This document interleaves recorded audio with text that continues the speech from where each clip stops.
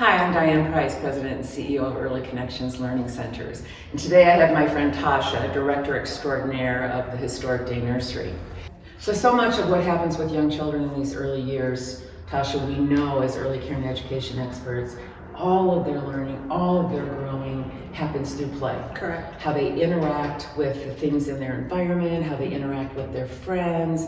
So how do you integrate play appropriately in our classroom curriculum, in the work that we do with kiddos in a classroom each day? How do you and your teachers plan for that and integrate that? Sure. Well, one thing we want to do is we want to make sure we have a relationship with our kids, right? And you have to know where your kids are and meet them where they are. So we encourage the children who may be coming into our child care centers, who may not ever been introduced to dramatic play, to block area, to manipulatives and finger play. We want to make sure that we have those materials there for them and we show them how to use them correctly, right? So our teachers are actually in there for sure. with our kiddos. Yes. Yeah, we're in there. We also implement other items into the areas of play, such as if a kiddo is playing in block area and we see that they're able to stack 5 to 8 blocks, we're going to ask open-ended questions.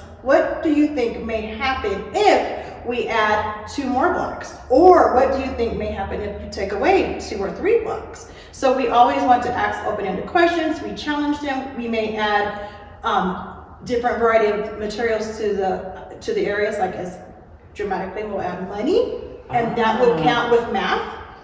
Yes, some children don't know the concept of money, but that's the beginning of adding. So they see that when parents go to the grocery store, well, probably seeing debit cards. Correct. Exactly. But it's really cute because they'll say a cell phone is a block. So that's how they're seeing, imagining other materials and through play. And we want to extend that imagination. We want them to explore things and learn through that. And we can go even as deep as like mixing colors. When you get to the art, we see so many kids mix colors, but then will challenge them. What would happen if you mix yellow and blue?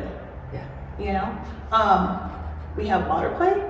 Math is in water play. Yeah. You're measuring. So we do things like that as well. So lots of times I wonder if parents feel, if you as parents feel challenged when people say, when they might want you to compare how your child is doing with another child, or you're getting pressure from outside environments about being ready for school. Your child should know how to read. They should know how to write their name. They should know all their letters and all their sounds.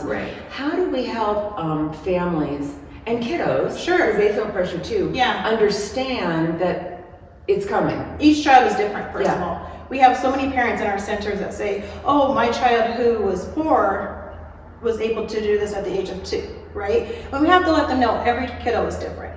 And boys and girls are different. Absolutely. Yeah. They went at different levels. But it's our job as caregivers and as parents to be patient and to meet them where they are. I can't say that enough. You have to meet them where they are. You can't overthink that just because my kiddo is going to kindergarten, they're kindergarten ready, right? Yeah.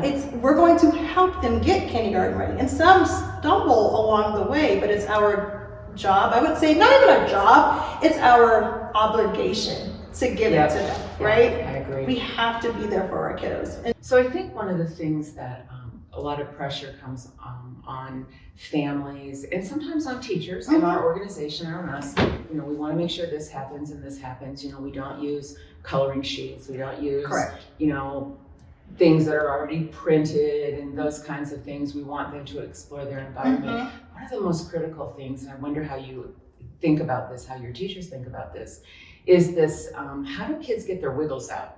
I mean, that's how I got my, that's how I still get my wiggles out. I go out and play. I might run around, I might walk around, I might do something, I might, whatever, I don't skip rope anymore, but I used to. So how do we do those kinds of things with our kiddos and really integrate that to be fun? Yes, well, we have to understand that every kiddo is different. So yes, we want our kids to sit down and we want them to listen, but guess what? 9 times out of that time, they are listening. Let them be. Like if they are in circle and they want to get up and leave circle, let them go. Trust me, they're listening. They're listening. You may not think they're not listening, but they are. You can revisit and say, oh, I really wish you would come sit down and they might not want to, and it's okay. They're actually listening, you know. So many children, especially boys, their attention spans are really, really short. Yeah. So that goes back to knowing your children, knowing your audience, and allowing them to pick the topic of the day. Why does it have to come from us?